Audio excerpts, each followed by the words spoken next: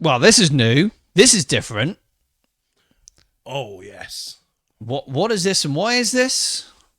This is a gathering of us Yeah. to talk about wrestling.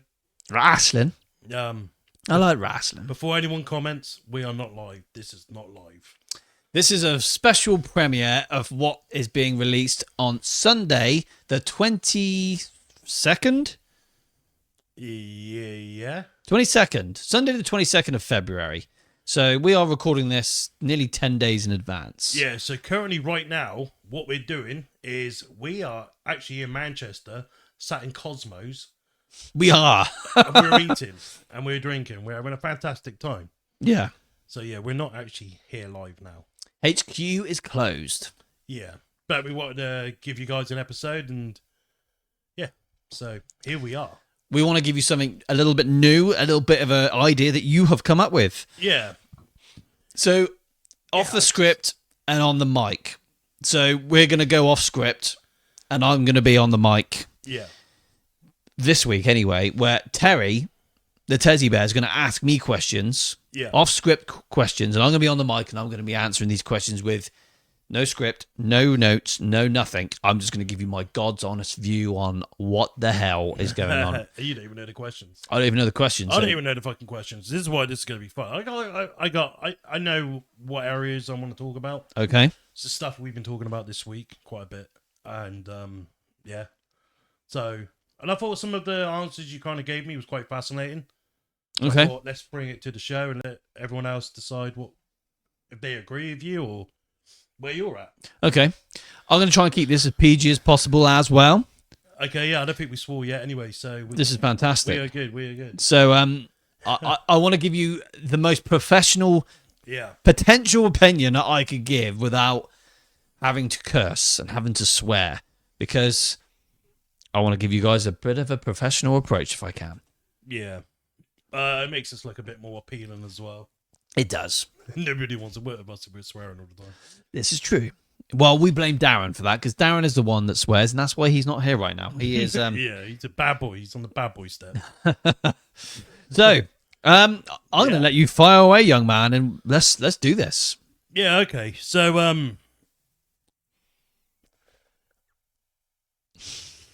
right, that's it. Really, I ain't got nothing to ask you. That's that sorted. And we didn't swear. And we didn't swear. Thank you very much, guys. Cheers, we'll see guys. you next Thank time. you, everyone. No. Okay. So, you've told me this week that you got a fear. That your fear is you're going to get burnt out with the modern day wrestling. Mm-hmm. The love of modern day wrestling. Yes. And I totally get that because there's nothing there right now in wrestling in 2026 that's appealing. What the hell are you going to do?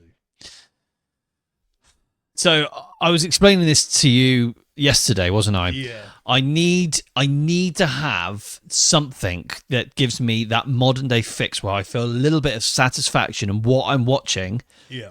For my love of wrestling.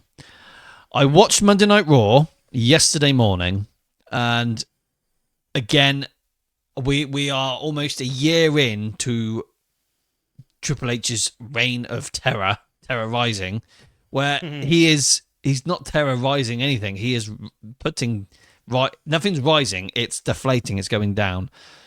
I'm finding the WWE product over polished, over scripted, over produced, over choreographed, over everything. Yeah. And I'm going to make this really simple for everyone and you to understand. Yeah. I feel like we have got this massive, shiny, amazing Bentley of a car, like a Rolls Royce of cars. Yeah. Right? Okay, nice car, yeah. But it's got a French engine in it, like a Peugeot or a Citroen. No. You know what I'm saying? And we're not getting value for the buck. We're not getting our money's worth. We're not getting our time that we invest in watching all these shows from start to finish. I just feel like we got a flat tire again. Damn, the engine's broke down. Yeah. And because there's always something that just doesn't seem to consist to its full potential. You know, here's another example. It's a very small one, but like Obafemi, great talent, it needs a future. Yeah. But you know, they hard to explain this without stumbling over my words, but they could really execute with this opportunity of having a star and a talent like Obafemi, Yeah. right? But what they do, they're just using him to squash people and squashing the individuals who are former tag team champions in the Ward Raiders, Yeah. who had a relatively good reputation at one point. Yeah, especially in black and gold. Now they look ridiculous because they've gone up against this huge Nigerian force in Obafemi. Yeah. And the War Raiders are never going to look as good as they ever used to anymore. No. You know? No. And War Raiders are just a very small percentage of the problem now. For them, this is a problem because there's a lot of other talent that aren't being utilized properly, that aren't being given the TV time. And that's because Triple H is using these guys and girls as toys. They're not like his own action figures. Oh, I'm going to play with these guys today. I'm going to play with these guys. Oh, let's put these guys with these guys. Mm. And I feel like some of these shows, they get to these shows and it's very experimental, and we're not really getting the... I don't know. We're not getting the full potential of those individuals he's using on TV. No. You're definitely not getting your money's worth out of a WWE product right now. Zero. No. And I feel like I came away from watching Monday Night Raw feeling so okay. Yeah. What I need to have something to keep myself. Yes. So I want to keep myself involved in what the hell is going on in the modern product. With WWE, you can follow WWE by not having to watch all the shows. And you wouldn't even have to watch the full shows. If you went on YouTube, watch the highlights, you're covered. You know exactly what happened. And I've got to that point now, as after watching Raw, like I'm quite happy to do that. It's not good. It's not good because I'm a deep down, bottom of my heart, I'm a WWE mark. Yeah. But I've got to be fully invested to give, 5.5 hours of my time a week to watch SmackDown and Raw. Yeah. I don't feel like I want to give them that. I don't want to give them my time because I'm not getting the value for money. I'm not getting, if I want to put all this time into it, I want to be satisfied to my full potential. If I'm I watched a couple shows from 2006 the other day. This is like Ruthless Aggression era. Okay, yeah. 2006 is a bit of a controversial year. It has good and bad moments. And I was watching stuff from February 2006 because the Rumble 2006 was not a good show. Apart from the Royal Rumble match, that was fine. Yeah. The rest of the show was not great. But this is like No Way Out time, Undertaker versus Kurt Angle type of feud. Okay. Yeah. It was really, really good. You know, everyone was being utilized well, and everyone had their place, and everyone was making money, and superstars and talent was satisfied. I thought that was a really interesting little deep dive into something I wasn't expecting to dive into. Yeah. So, and that was good, and I felt like I've had to use this term so many times where WWE, especially, they had it so good, and how can it be as bad as it is now? For some fans, this is amazing. This is some of the best times in WWE history. Absolute nonsense. It's not. No.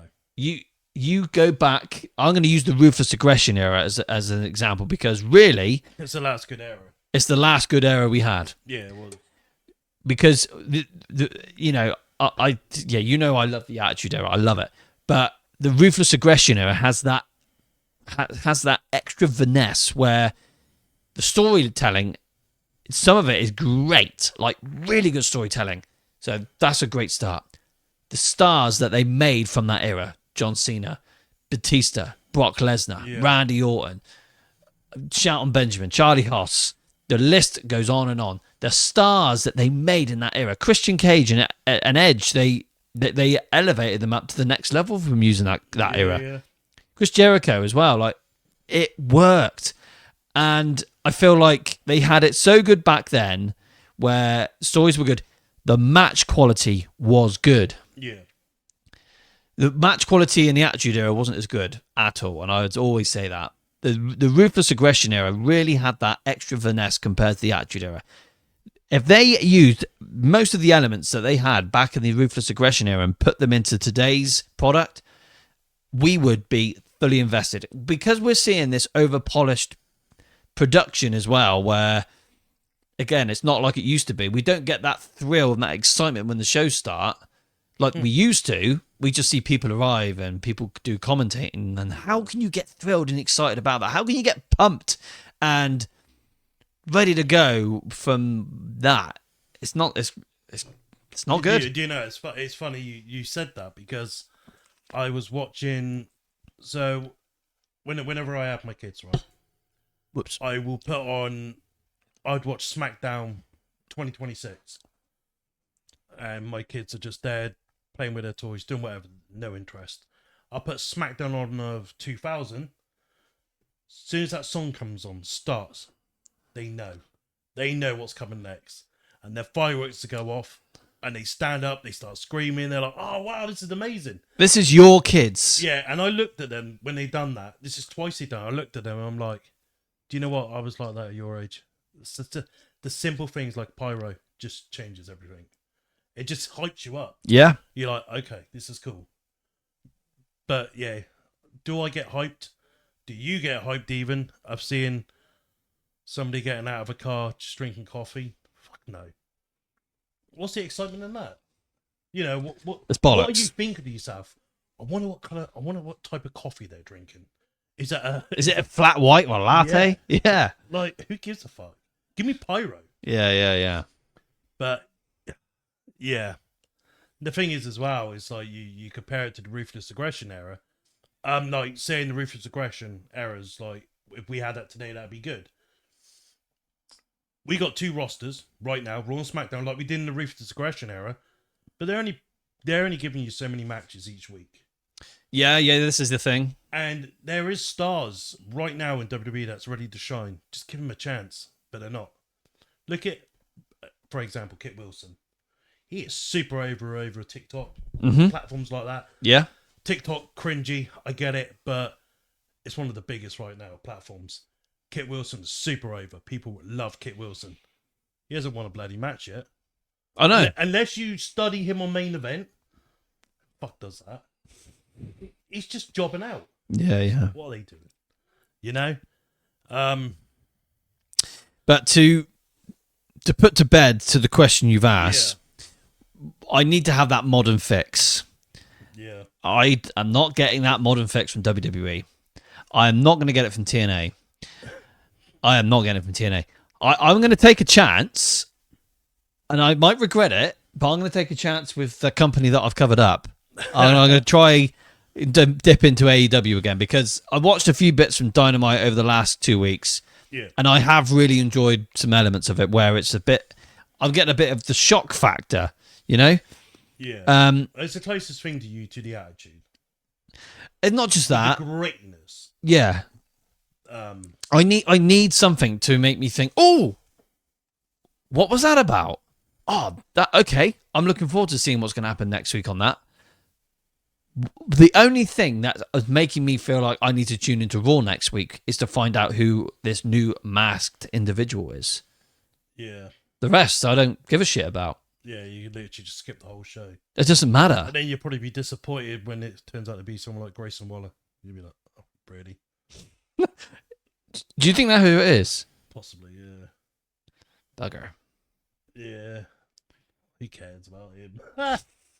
So you're thinking of maybe giving AEW a chance? I think so. Again, you know my situation and how vocal I've been about AEW. I've had this love-hate relationship with it for so many years. Yeah.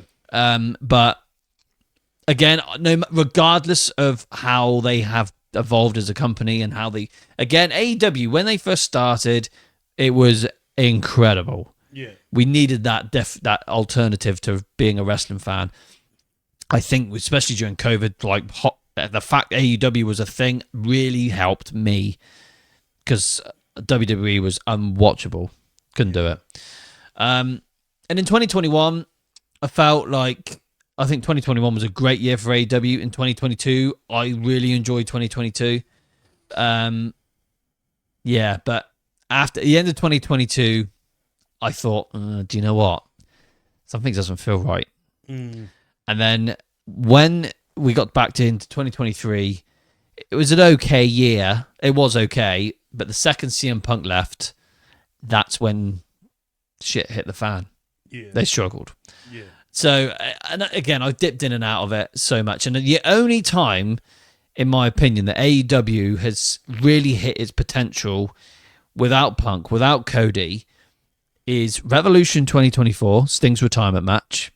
Yeah, that was good. Really good show. Yeah. And the other one was All In, which was at Wembley Stadium, which I did attend. Well, the first one?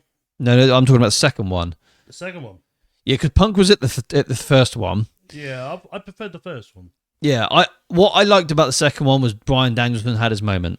Yeah. And I think now that's happened, they've never really had that big moment since. They did All in Texas in 2025, which was too long. 6.5 hours show. It's too much. Struggle. Yeah. So it's trying to have a happy balance. Yeah. And it does sound like they're going to be pulling back a bit on the pay-per-views, which I think's good. They need to a little bit. Yeah, because AEW's next pay-per-view is not till March. That's 3 months. Yeah. To the World's End, to the next pay-per-view. Yeah. Yeah. But this is the thing.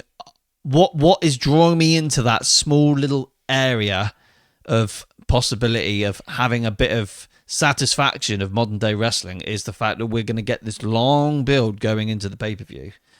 What I don't like is these Saturday night main events that WWE are doing in between the pay-per-views. They're too close. Too close. Is A week, Saturday night main event, a week before the Royal Rumble. It's like you're building towards Saturday night main event where your focus should be on the Royal Rumble. Agreed. I don't know why they do this. No. Saturday night main event was a good concept before they had the B shows. It used to work, but not so much now. They try and treat them a bit like a pay-per-view in their own weird way as well. Yeah. Well, yeah, definitely. Like, seeing his last match was at Saturday night main event. So, yeah, you would have thought he's kind of treated like a big deal. Honestly, that was terrible. But, yeah. Whole show was just the shits. But, yeah, it's I feel like you got this connection with AEW is because of, and I can relate, not with AEW, so, but I can relate, like, okay, so with me and to your situation is, I'm very invested in AAA, as you know. Yeah. I like it because I'm getting a 45-minute episode every Saturday. It's these wacky characters. It's fun. I get a new gen boy. Yeah. This is what I like about it. It's simple. It's good fun. I enjoy it. Done. Matches flow. It's there. I feel like with you and AEW, that love-hate relationship is the storylines ain't fucking great. They ain't great. And I admit that with AEW. There's some good ones, but ugh. I feel like you're getting like, it's the closest thing you got to the Attitude Era right now in modern day wrestling. Yeah, yeah. You get like a Swerve versus a Will Ospreay or an MJF. It's the closest thing you're going to get to the Attitude Era. I'm not saying it's nowhere near the Attitude Era, but it's the closest we got right now. Because fucking TNA ain't. NXT's definitely not. NXT is terrible. Terrible. I feel with NXT, and you'll admit this, they started building that roster up. They were slowly getting people over. And then WWE just comes along and be like, yeah, we want him, and him. Thanks. You are so right, yeah? It's like, Shawn Michaels must be sat there like, cheers, Paul. Yeah. You fucked me. Yeah. What the hell have I got? And he'd be like, well, you got Joe Hendry. And then Shawn's like, great. Well, what the fuck am I meant to do with him? I got 1 star left. Yeah. Like, fuck, man. Yeah, it's not good. It's not good. No. I do feel like, again, I could go on a Joe Hendry rant, really, but he should be on main roster. Yeah, he should be. Yeah, not on NXT. He wrestled Randy Orton at WrestleMania last year, and now he's the NXT champion. He's earned his stripes. Yeah, He needs to move on and get to the Intercontinental Championship level and then World Title level. I think, yeah, if he's in NXT, then fucking Powerhouse Hobbs needs to go NXT. It's only fair. Oh, I've heard the rumour that, well, this might have already come out by now, but the rumour is he's already been fired by WWE. Yeah, something come out about his age. Not sure what the deal is there, but apparently, here. So what's the date? It's Wednesday, the 11th of February. Apparently, Powerhouse Hobbs has already been fired by WWE. It's fine. He'll be back in AEW next week. I think it's. I might be wrong, but I think he's WWE and him sorted out. Oh, okay. Apparently, he's debuting this Friday. Interesting. Yeah. So this brings me on to another question to ask you. Okay. Dirt sheets. Okay. Do you feel like that has killed wrestling for you? Social media, spoilers, rumors. I'm quite good because I'm quite tech savvy with how my social media works. Yeah. If I go on my social media when I wake up in the morning, it's nothing's wrestling related. I have to physically type in. I follow all these pages, but I have to physically type in on the search bar to look if I wanted to see something every single time. You know, so yes, I think dirt sheets have ruined it. That the only how do I word this? It's where they've pulled the curtain back too much with dirt sheets. Yeah. And it's the rumors that float around through social media, like WrestleMania, our Pro Wrestling World page is a great example. The small bit of dirt that gets fed to someone that wants to distribute that news, it can ruin it for a lot of people. Yeah. Now, I mean, what culture, cultaholics, they're very bad for this. They are people that ruin it. This is how we know Powerhouse Hobbs was going to be in the Rumble. Yeah. I heard it from them first. Yeah. I just feel like it kills that I don't know, like it just kills that surprise. You imagine watching the Attitude Era and you're like, you knew somebody was going to turn up on that Rumble from WCW. It would just kill it. I think the problem is we're 26 years away from the height of the Attitude Era, the year 2000. Yeah. 26 years ago, social media wasn't even a thing. No. Dirt sheets were a very, very minimal thing. They were relied on connections with people like Dave Meltzer. You know, so he was the king of dirt sheets. Yeah. Because he had the magazines, and then he'd sell that information on to other magazines. That's how he made his money. Yeah. Fair play. It's having, again, back then it was having those connections and dedicating to finding out that information. It's a typical journalist, you know?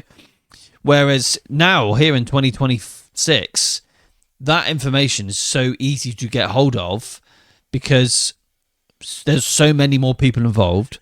Yeah. And social media and these damn things Yeah. have caused nothing but a huge amount of problems for everybody. Because the rumors get out so quickly. If we had modern day technology back in '99, we would all know that was Jericho on that countdown block. Yeah. We would know that from the first vignette. We'd be like, "Oh, it's Chris Jericho." Oh yeah. Okay. Yeah. Oh yeah, of course. We've just found out. Then I'll message you. I'll be like, Sam, I just found out it's Chris Jericho. You're like, "Yeah, I saw this earlier." Yeah. And then when we get that countdown on the Rock, we'd be like, "Oh, Jericho will be here on Raw tonight." Yeah. And then when he comes out, it's like, "Oh, there he is." Yeah. There's no shock factor or surprises anymore because we know. Like, okay, we are before Elimination Chamber 2026. I think it's going to be Becky Lynch and Natty in a tag match against AJ Lee and Maxine. How do I know that? Because it's obvious. Dirt sheets. Do you know what I mean? Yeah. There's no surprises. As well, I think a lot of that has to do with lazy booking and predictability. Yeah. Because if you do that, I mean, Becky, for example, if you have Becky Lynch versus AJ Lee for the women's IC title, Yeah. Are people going to draw into that? Yeah, they are. But if you're going to see AJ Lee and Maxine Dupree versus Natty Neidhart and Becky Lynch, a little bit more extra spice. Yeah. It's a bit of a... But what WWE's done is they made us think that Natalia has been a joke in that company for the last 10 years. Now all of a sudden she's like, okay, she's a real deal. Yeah, you do not want to fuck with her. Yeah, and what are they going to do with the Wall Raiders? As you said earlier, 3 months from now, they're like, these are the guys, them versus the Usos. And we're going to look at that like, but they're a joke. You made them a joke on TV. Now we've got to believe like they're a threat. That's what they do a lot. Yeah, I could again, long conversation about those guys. So you're not doing the TNA stuff, then? No, I can't do TNA. I need to have a modern fix, and I think I'm gonna have to go. So you mentioned AAA, yeah, and I don't know what there's something about it that just doesn't draw me in enough. Okay, AAA. So, but with right, I don't have access to it, but I see some bits on YouTube. I quite like the Japanese stuff. Okay, it's a little bit less flippy. You know what I'm saying? Yeah. A little bit less aerial assault type of wrestling, which the Mexicans like to do. They're high flyers. Yeah. I feel like the Japanese guys, they can be severely brutal.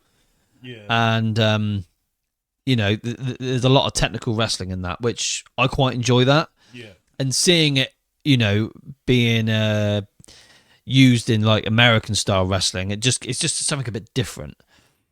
I like old fashioned English from England wrestling, like World of Sport. Yeah, kind of like a grounded mat wrestling like type. William Regal versus a Fit Finley kind of stuff. Sure, yeah. I thought that's the real wrestling. Yeah. It's a shame we don't really get that here anymore. We might, but we can't access it. The last time we had something similar to that was NXT UK. Yeah, we had some great stuff on that. Yeah, Gunther and Dragunov, like, but that was special. Yeah, but I like that. So you it's weird with AAA, right? Because there's a lot of people from the main roster on AAA. Yeah, but they're built differently. They're not the same as what they are. Dragon Lee, he wrestles completely different on AAA than what he does on Raw and SmackDown. It's weird. I can't stand the little shit. But if you watched him on like his stuff he does in AAA, it's completely different. He has like a lot more freedom. That's what I like. I like the freedom. But yeah, Japanese wrestling. So where do you get that from? You not get it off a Thriller fight. To be honest to be brutally honest, I haven't really gone out my way to look. No. But I used to watch 20 years ago a lot of Japanese wrestling. Yeah. Because it was so accessible on a lot of the Sky TV channels back then. There's so much diversity on what you could watch wrestling wise. Bring back the wrestling channel. The wrestling channel was probably where I saw it. Yeah. I used to, you'd watch these guys and the crowd was silent. And you just hear these, whatever they're fucking saying. But the audience was silent. So yeah, but when something big would happen, the audience would erupt. Yeah. And it wasn't just like a subtle, like, golf clap. They would go mental and then they're silent again. Yeah. There's something really special about that. Yeah. And it's their thing, isn't it? I've seen quite a lot of Will Ospreay stuff from his New Japan stuff. Yeah. It's really, really good. Yeah. Yeah, I like Will. I think Will Ospreay's cool. Yeah, I've heard of Will Ospreay's Japanese stuff. Yeah, well, he's coming back to AEW soon. Yeah. I think it's like going to be him and MJF as leading to. Yeah. Don't know. Here's the thing. Like with this AEW All In at Wembley Stadium. Yeah. I don't think it's happening. I think they're a little bit holding out, aren't they? They're worried where WWE's going to go. WWE's in Cardiff, I believe, at the Principality Stadium. Is it? That's what that's rumoured to be doing. Or They could be at Twickenham Stadium. Yeah, That means that AEW has been fucked in the ass. literally. But Triple H always wins. He does, yeah. So, do you feel like going back to WWE? Do you feel like Triple H is the issue, or do you feel like TKO is the issue? I Or think do you it's, think it's a factor of both? yeah, I think it's a combination of both. I mean, if we look at Triple H to start with, Yeah, his vision, I don't think his vision is benefiting him, Michael P.S. Hayes, Bruce Pritchard, Paul Heyman, those guys. You know, it's pleasing them what they see. yeah, Once upon a time, Vince McMahon would cater for what the fans wanted, and he did that. yeah, Then later on in time, Vince ended up, especially in the later part of the Ruthless Aggression era, yeah, Vince started catering for himself.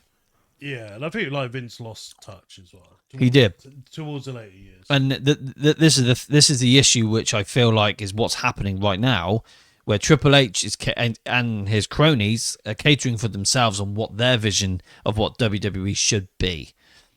And the writing team and the executives that they have around these board tables and writers and whatever, storytellers, we've seen it on this WWE Unreal documentary. Yeah, All that has done is showcase their whole bullshit situation that they're in, where you've got all these people trying to come up with ideas and they can't even make a decision now and then. You know, back in the day, it was just a few people that had a vision and gave it to the boss, and then they made it up to something else, and then they would try it. If they didn't work that week, they'd try again something else the following week, you know? yeah. And Because the beauty with the Attitude Era is everybody was involved in the storyline. everybody. Where you watch modern day wrestling now, especially WWE, there's no one really. Well, there's no storylines. You got like one here, you got one over there. That's really it. If you said to me, what's the New Day doing right now? I wouldn't know. No, I wouldn't either. I don't know what half the roster's doing right now because they're not there. Grayson Waller, what's he doing? I don't know. If you said to me, what's Hardcore Holly doing in 2001? I would be like, well, yeah, he's just come back from a broken arm injury that Kurt Angle did a suplex to him back in June of 2000. Yeah. You know, you'd know. You would know. You know, what's Crash Holly doing in 2001? Oh, yeah. He's like heavyweight champion, dipping in and out, but feuding with Jerry Lynn on Sunday Night Heat. You would know this stuff because it's the simple little things where we would all know what they're doing. Yeah. What's Steve Blackman doing in 2001, guys? He's doing fuck all. He's just on Sunday Night Heat jobbing for up-and-coming talent. We'd be able to tell you everything. And it's not just because we're big fans of that time and what these people are doing. It's because there was just something for us to be able to have that attention span to know what these guys are doing because they had something to do somewhere. Yeah. There's too many guys that don't, and they're not giving them the time to do something for us to all think, okay, what's that guy doing? Okay, what's that guy doing? We all know what the big stars are doing. We know. But if someone said to us, what is, oh man, this is the thing. I can't even think of a name. Street Profits, what are they up to? Well, looks like Montez Ford has put on a load of weight because he's given up on himself. Yeah, well, that's fair enough. But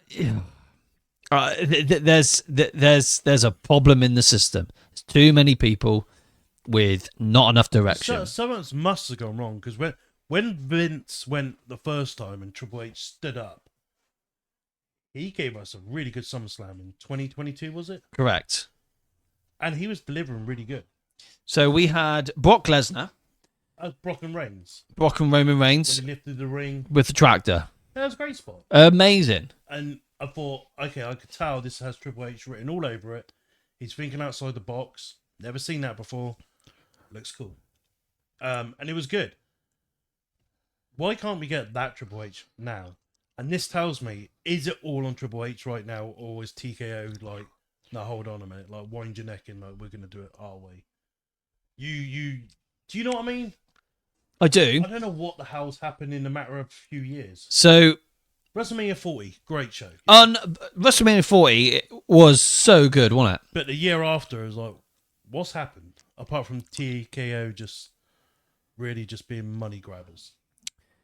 So, yeah, TKO thing, isn't it? Right, hang on. Let me finish off this Triple H question first. So, you know, I was saying about this WWE Unreal documentary. Triple H is sat at the head of the table, and he's got all of his cronies around him, his writers, his storytellers, his executives, and and then their secretaries and their writers. And then... do you know what? You've taken the words out of my mouth. There's about 1,000 people just sat there with no idea. They're like, well, yeah, that works. Yeah, do and that. someone like a veteran, like the Road Dogg, Brian Armstrong, who was sat there trying to defend something. Was it something to do with R-Truth or Chelsea Green? Wasn't it? Yeah. And he says, "I don't know the answer. I don't know. I don't know what to do with her." It's embarrassing. That is embarrassing. You look at someone like Chelsea Green, it's like, what do you do with her? Well, you Elevate her to the top. You make her win the Royal Rumble. You make her win the world title because people's invested in her. Yeah. Because she's great. Yeah. That's what you do with her. Yeah. I don't know. It's not good. So I do feel Triple H and his cronies and his all these people that are involved in this storytelling of WWE, what to do with this superstar, I don't think it's a good system. No. I think there's too many cowboys and not enough Indians. Yeah, no, that's exactly it. Too many. They need to seriously bring that down and have a really restart this whole thing properly. Yeah. And I felt like Triple H was doing that in 2024, because 2024, as a year in WWE, Looking compared to what we had last year, is miles above. 2024 was really good. Yeah. I really did enjoy 2024. 2025 started off incredibly good, and then we got nearer to the Royal Rumble, to the WrestleMania, and thinking, what's just happened here? Yeah. This isn't good. Yeah, this card weren't good. No. I said WrestleMania I'd never go back and watch. Never. No, me neither. You know, any other, do you know what? WrestleMania 38, one of the last proper WrestleManias that Vince did. Yeah, that was good. It was good. Some good elements to that. Yeah. That's Return of Cody, yeah? Yeah. Yeah, that was good. You know, Vince did have his flaws, but he did have his moments where he knew what he was doing. Oh, that was Stone Cold and Kevin, wasn't it? Yeah. The Vince took a stunner. Yeah. In one of the nights. Yeah, I remember. Yeah, that weren't a bad WrestleMania. That's better than 41. It was a lot better than 41. But so with Triple H, I genuinely don't think TKO are pulling the strings on him when it comes to how he should be portraying stuff on TV. Do you think they even care? This is where I'm going to get to my next part. So, do I think TKO is partly to blame? I think TKO is putting so much pressure on Triple H, but they are the ones that are instructing what the format should be to structure these WWE shows. Yeah. Because TKO is part of this UFC thing as well, and these other entities, they want to make the shows all look they want to make them uniform so they all have the same type of feel. Yeah. And the feel that they have taken from UFC, they've put into WWE, and it's taken away the excitement, it's taken away the thrill factor, it's taken away all of these really good things that we used to have that we don't have anymore, because they're copying what I call it. So in my own weird way, this is the TKO era. Yeah, that's because what I call it.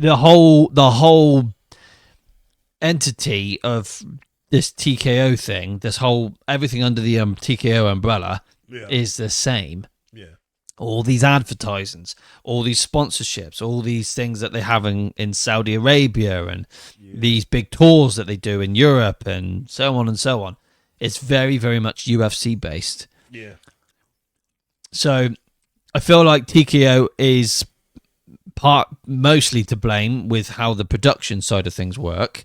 Yeah. But if WWE thought we need to do something that's just going to get people to like, Jesus, that was really cool. That was different. We should do that a little bit more often. Yeah. They did it before in the Ruthless Aggression era, Attitude era. Stages and production value is a massive key point to get people excited and interested. Yeah, but that'd take up 10 seats, wouldn't it? But this is the thing. They want that. They just. You remember, like, WrestleMania stages used to be amazing. Now they can't be that big because they got to sit people above.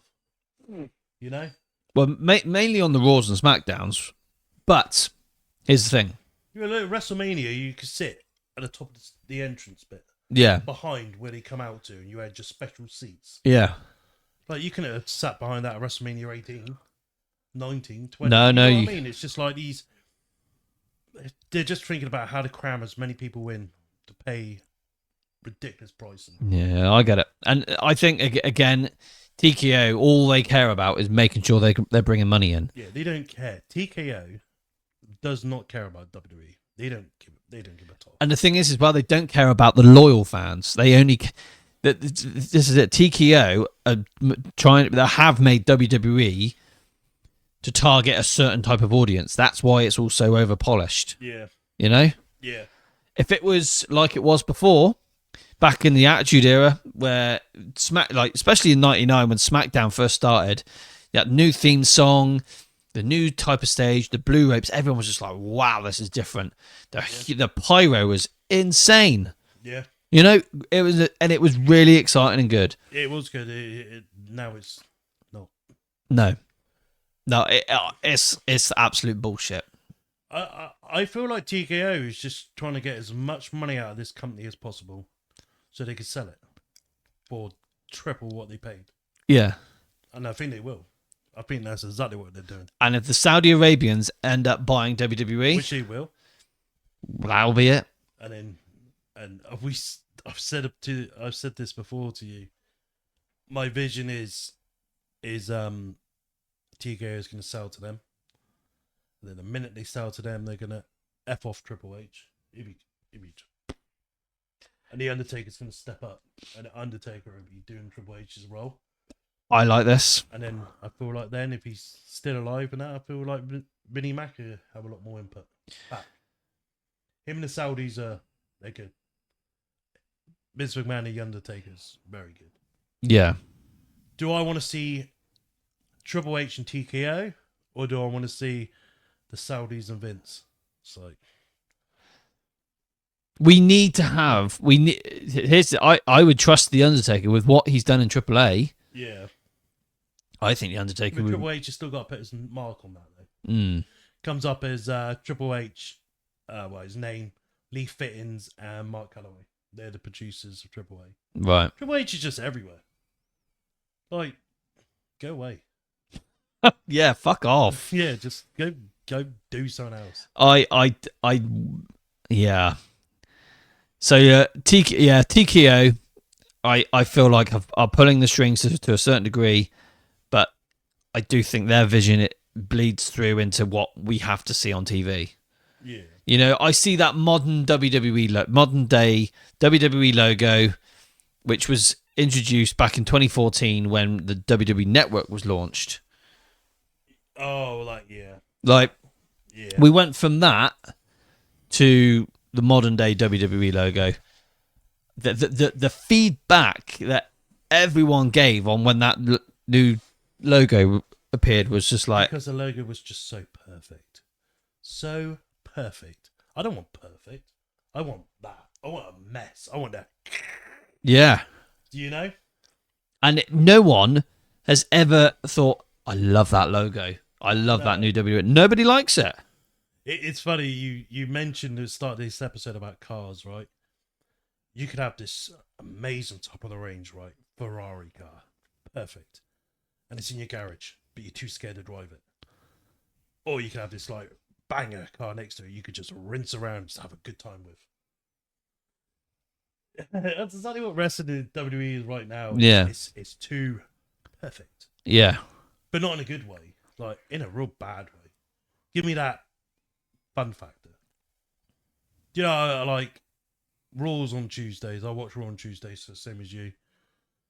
It's more of a chore now to watch that. It's so difficult. Yeah. SmackDown's okay. I'm okay with SmackDown to an extent. A little bit of excitement. It's like, oh yeah, I get a SmackDown weekend. That's cool. Raw is just like, nah. But it's not good. It's not good. So I just don't know what they're going to do about it.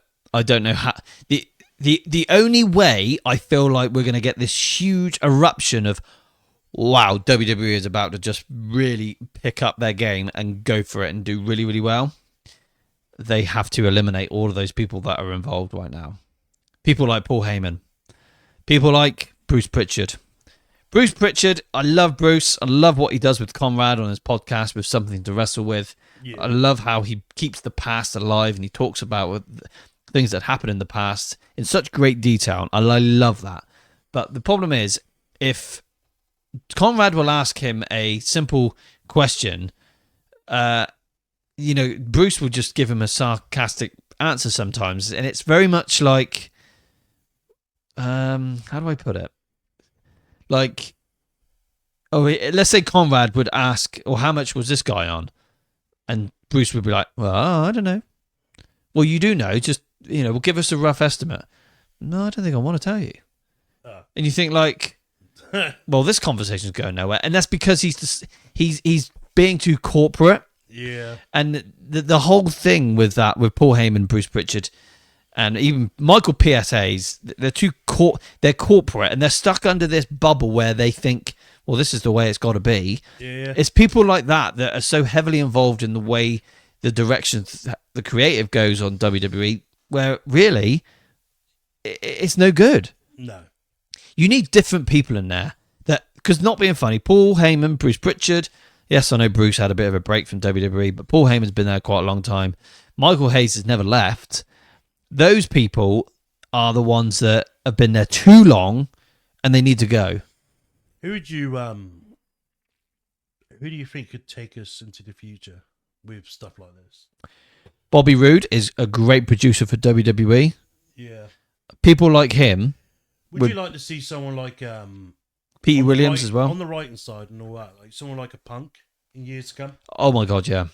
See, I think Punk could be the one who take over potentially NXT.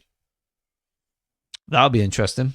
Yeah, or AJ Styles if the rumours are heading that way. Yeah, I've heard that as well. Yeah, both would be good. Yeah. Bobby Roode. Interesting you say that, mate. Yeah, I like Bobby. But a lot of the TNA guys that are working for WWE right now, like Bobby Roode, like Pete Williams, like... Pete Williams over in WWE? Yeah, he's been there quite a few years. Wow, I didn't know that. Yeah. Abyss? That's it, Abyss. Chris Park. Chris Parks. Yeah. Like, those guys... Chris Parks. He was my highlight of Umbrella. Yeah. So, yeah, because he was really, really trying hard to deliver. Yeah. And then Bruce just made him feel like a piece of shit. Yeah. You know? Yeah. This is the thing. It's those individuals that can really change the business. And I don't want to say that they can... No, fuck it.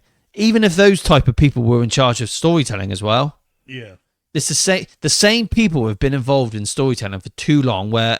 they're only seeing their own vision. But why is Road Dogg so bad at it? Why is Road Dogg? Because I would have thought he would be quite good at it. Why? I'll ask you a question now. Why is Road Dogg, Brian Armstrong? Why is he working for WWE, and why is he in the position he's in now? Triple H. Exactly. And what are him and Triple H? Lovers, probably. Buddies. And this is the problem. Triple H has got his friends. He's got Paul Heyman, Bruce Pritchard, Michael P.S. Hayes. He's got those people constantly involved around him. I get Paul Heyman to a degree. I feel like Paul Heyman's got a good mind for the business. All the rest, though, it's just... But this is the issue. I feel like they need to get rid of these people and put new people in place to give us something like, okay, or just that's try cool. things. Just spice things up. I mean, Road Dogg's what? The lead writer of SmackDown?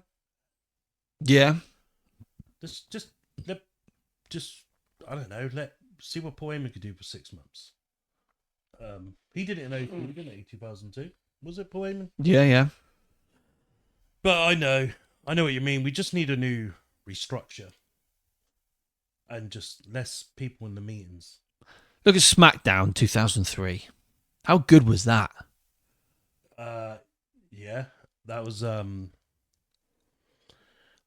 me just think. That was that Mr. America? Hulk. Uh-huh. Yeah, I remember that. Paul Heyman.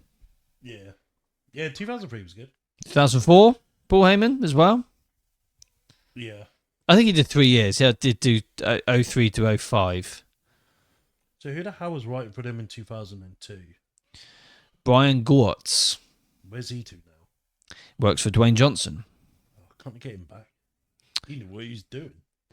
He thing is, he hit that point.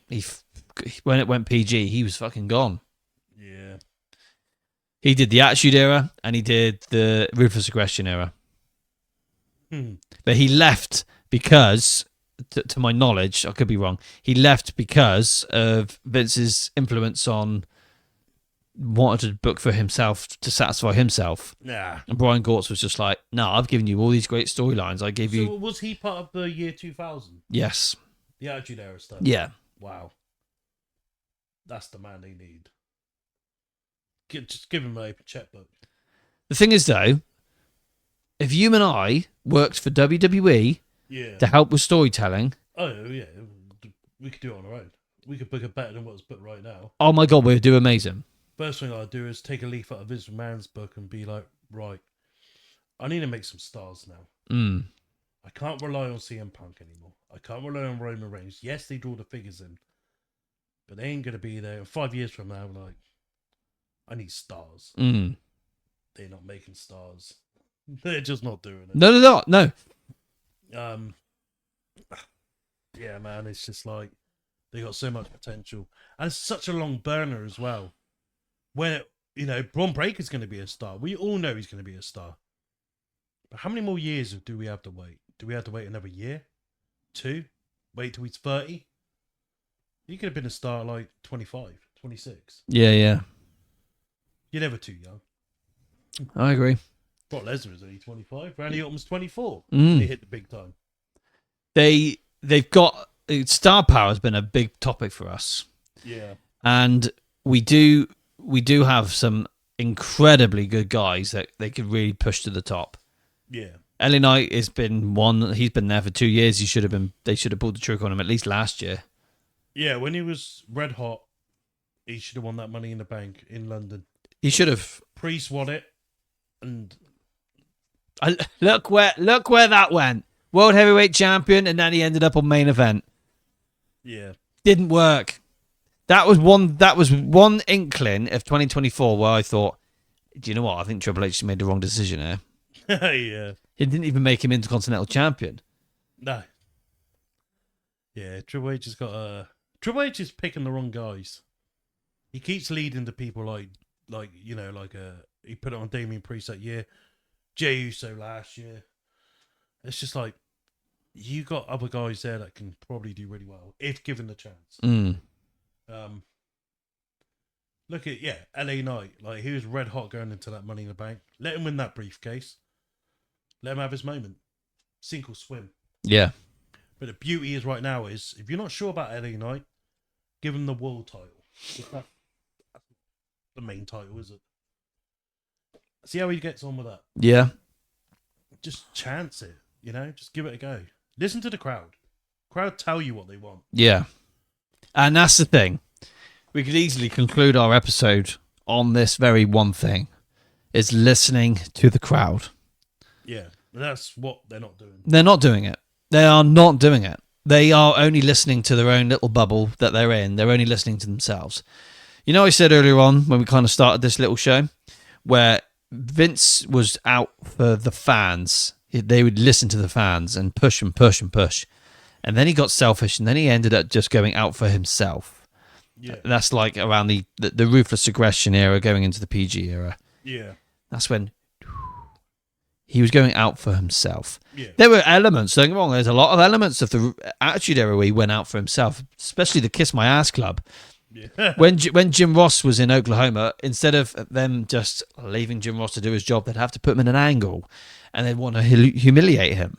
You know, he's going out for himself to get his own kick, you know? Yeah.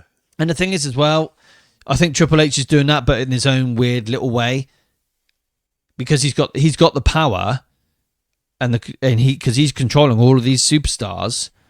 Where there's this clip that's surfaced around from that season 2 of WWE Unreal, where LA Knight realizes he messed up in that Money in the Bank match, but Triple H decided to just talk literally the biggest load of shit I've ever heard to him. Yeah, and he's I've just seen this. and LA Knight was just like, yeah, no, I fucked up, but like, what the fuck you on about? Yeah, okay, got to listen to you, because you can't answer back and say, nah, fuck you, Paul, you're being a cunt. Yeah. You know? Nah. They said like LA Knight missed, that it was his moment. It was about making him that moment, and he missed it. If it's about making him, let him win the bloody match. Yeah. That would have made him. But what did they do? They gave it Seth Rollins because he liked to play it safe. Roman Reigns, CM Punk, WrestleMania, fantastic. That is. Chuck Cody in there, make a triple threat, and that would be known as playing it the most safest way possible. Yeah.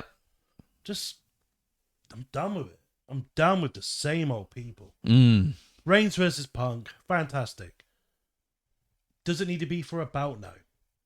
Rock and Hogan went for a bout. 2 megastars coming together. Cool. Don't make it about the title though. But they're making it about the title. It's like, how are you going to make stars of there's nothing there for them to fight for. Because the same old people's got the bouts. Yeah. Kit Wilson needs to win the US title quickly. So I just had to get that out there. It's fair enough. Open challenge, you know what I mean? When they come to England, Kamala Hayes, open challenge. Kit Wilson comes out, the biggest pop of the fucking year. Comes out, beats Kamala Hayes, stands in the ring with the IC champion. The crowd are so happy. Everyone's like, do you know what? We paid a lot for her tickets, but damn, it was worth it because our boy won. And then watch him sell his t-shirts. You got a megastar there, interlevel obviously, but a great start. They could have done it last year when we were at SmackDown last year. Pretty Deadly. Yeah. And the Street Profits as tag team champions. Who cared about the Street Profits around this time? Give them an opportunity and make them tag team champions. Yeah. Even if it's just for a week, man. Yeah, They could yeah. have lost it the following week. Yeah. Just have that wow factor, like, oh my god, that was good. Yeah. But what they're trying to do is they wait till all this hyper Kit Wilson dies, like they did for LA Knight, like they do for everyone. And then as soon as that dies, they're like, we're going to pull the trigger on this Kit Wilson. And everyone's like, at that point, he's like, where they are with Jey Uso's like, yeah, that was a year ago we were cared. We don't care anymore.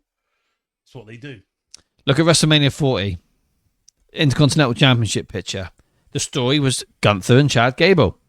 Yeah. Chad Gable should have gone for the Intercontinental Champion, but no, they want to put the ginger bastard Sami Zayn in the picture, and they get him to defeat Gunther. Like, fuck off.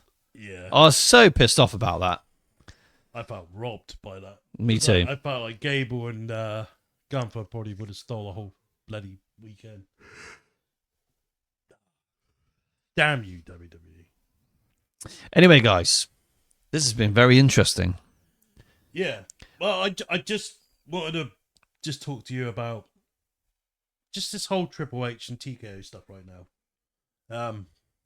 One thing I will say before we go is if TKO sold WWE tomorrow to the Saudis, I for one would at this point right now probably be happy with that. Because say what you want to say about the Saudis, and say what you want about TKO. I know that the Saudis love WWE. TKO loves the money, not WWE. That's the difference between them both. I mean, Saudis built that whole arena just for the Royal Rumble, pretty much. Yeah. That's how much they love WWE. Yeah, I get it. TKO don't care, man. They're there for the money. Mm. Saudis ain't there for the money because they got the money. They're there for the love. Yeah. I'm all for that. I hope it does. If it happens, I hope it goes that way. Yeah. Because if it goes the opposite, then they've killed themselves. Yeah. Haven't they already now, though? You I- watched Raw this week, didn't you? In our eyes, it's a load of shit.